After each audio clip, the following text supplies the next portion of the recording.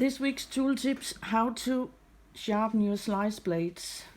They go blunt very quickly when you use them, and they are quite expensive, sometimes difficult to get hold of. So it's really nice that it's possible to sharpen them. So by all means, don't throw them away. Practice this, and even if you ruin a couple on the way, you learn and save a lot of money.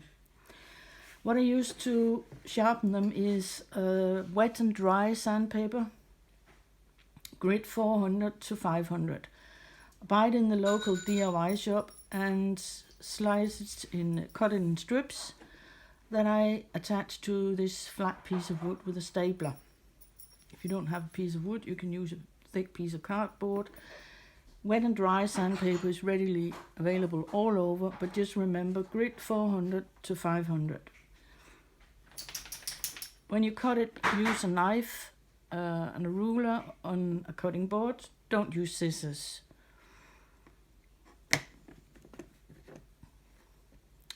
So what I do is I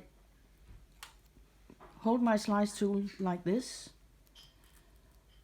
and draw long strokes, flicking the wrist, so I follow the rounding on the tip.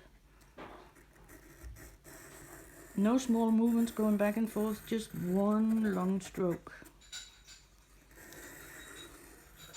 3 or 4 strokes and you're ready to go. Same as the other one.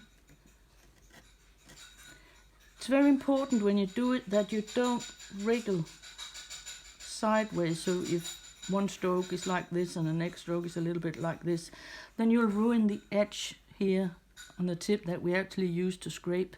It's very important that it's held upright and perpendicular to the sandpaper, to the surface, and then just gently long strokes with a bit of pressure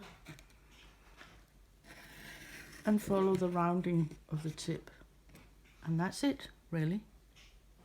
If you're curious about this slice tool, it has the same blade as this one.